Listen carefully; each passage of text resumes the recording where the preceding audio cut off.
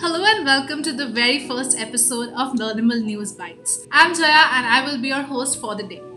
Today we're going to talk about vaccines and more specifically the coronavirus vaccine that are under development around the world. So let's get started.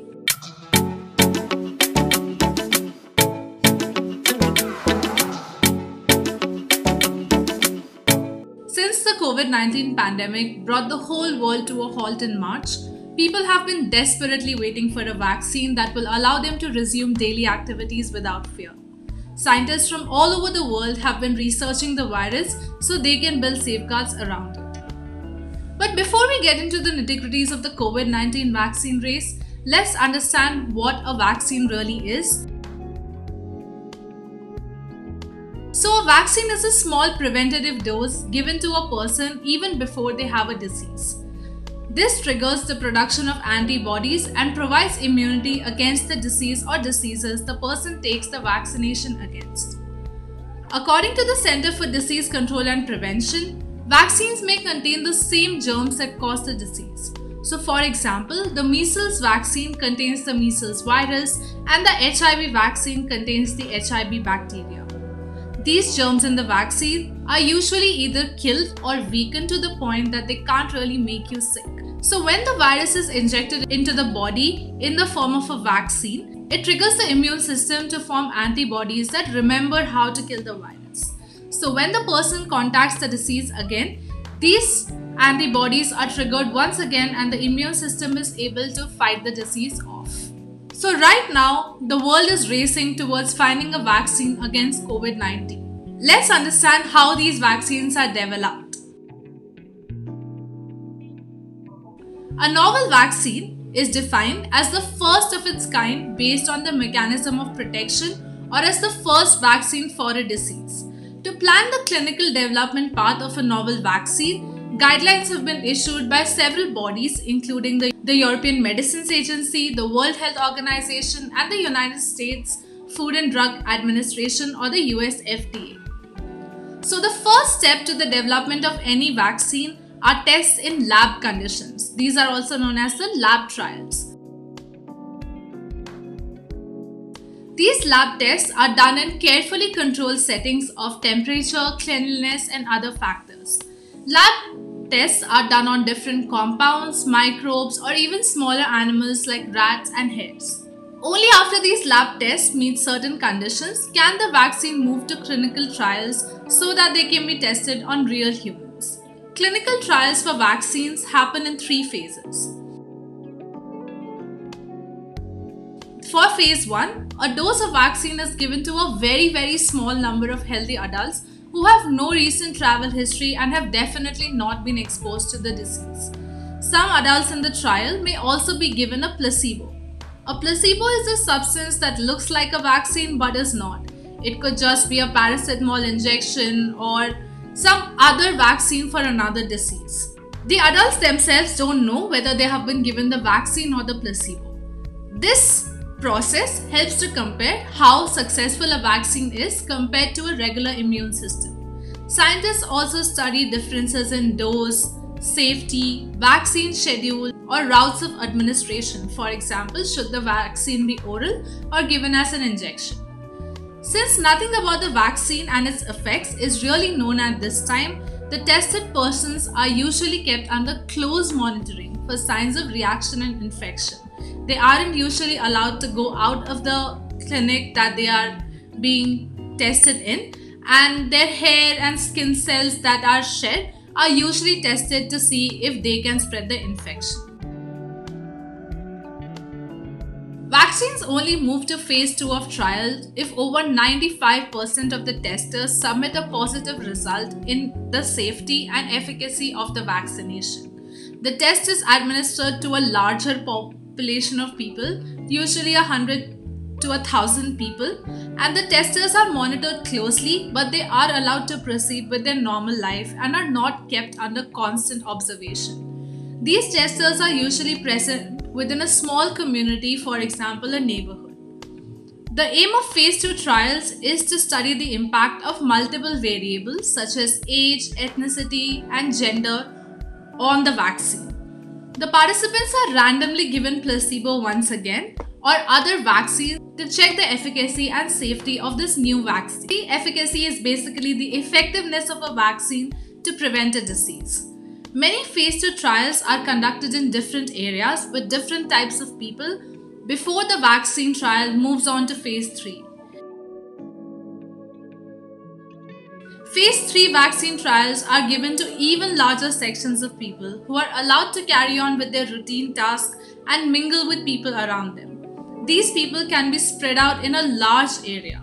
The efficacy of vaccine is heavily tested in this stage. So right now, a large number of COVID-19 vaccines are in their phase 3 of trial. Let's go over them and figure out where they are at and how soon we can expect them. One of the most promising vaccines under development is by Pfizer and BioNTech. This vaccine is of the RNA type and uses the genetic code of the virus. This vaccine achieved a 95% efficacy after its second dose. The study, which was published on 24th of November, had enrolled 43,661 participants. In the whole clinical trial, 170 confirmed cases of COVID-19 were evaluated, where 162 of those were observed in the group that was given the placebo versus only 8 were observed in the group that was given the actual vaccine.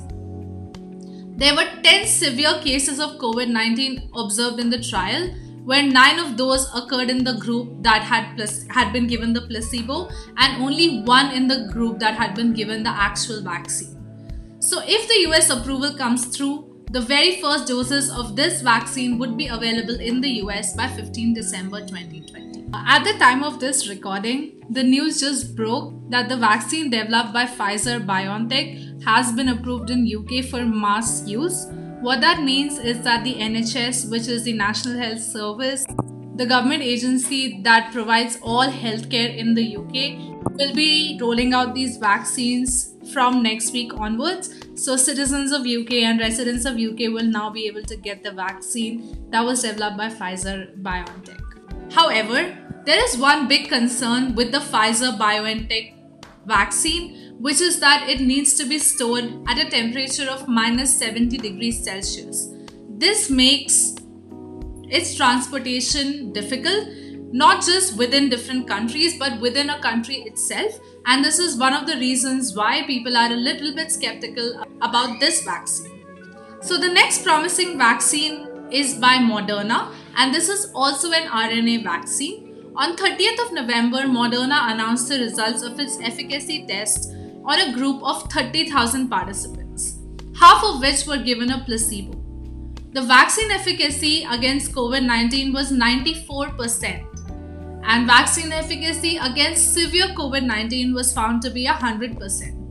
Basically, out of the 196 cases that were observed within the test group, 185 cases were observed in the placebo group, whereas only 11 cases were observed in the group that was given the vaccine. Of the 30 severe COVID-19 cases that occurred in the test group, all of them occurred in the placebo group and none occurred in the vaccinated group. These results are still considered to be preliminary, as they have not been reviewed by the scientific community.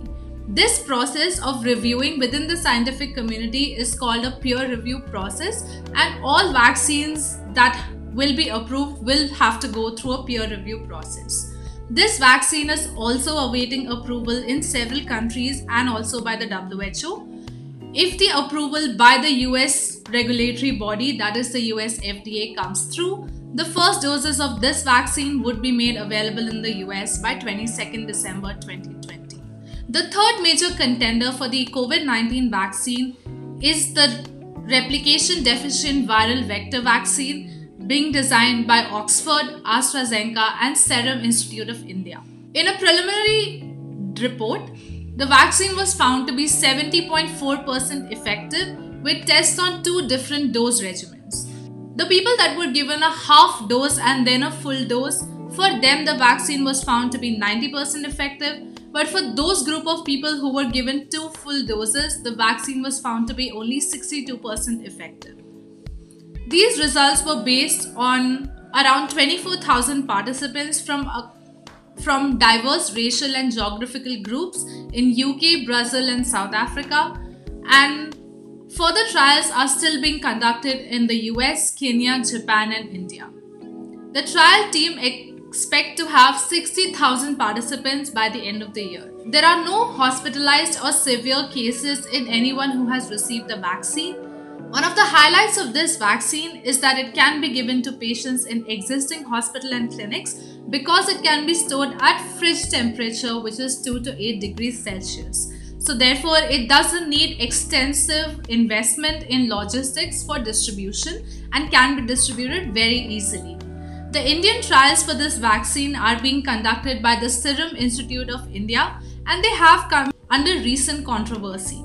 A resident of Chennai claimed that the vaccine causes serious side effects and has sued the Serum Institute of India. However, the trials are still proceeding and SII has claimed that the vaccine is absolutely safe.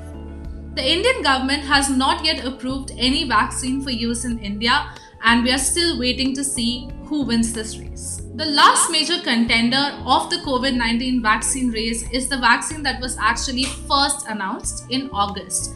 This is the Sputnik V vaccine by Gamaleya Center, Russia.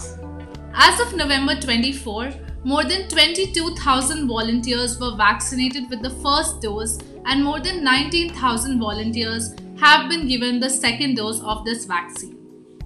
Currently, the phase 3 trials are ongoing in Belarus, the UAE, Venezuela and other countries, and also in India. Out of the 14,000 plus participants who have been given the vaccine, only 8 cases have been detected so far.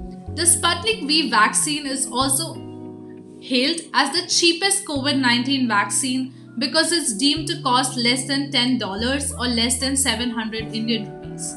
If it gets regulatory approval, 10 crore vaccine doses will be manufactured in India. So that's where we stand in the race for the COVID-19 vaccine.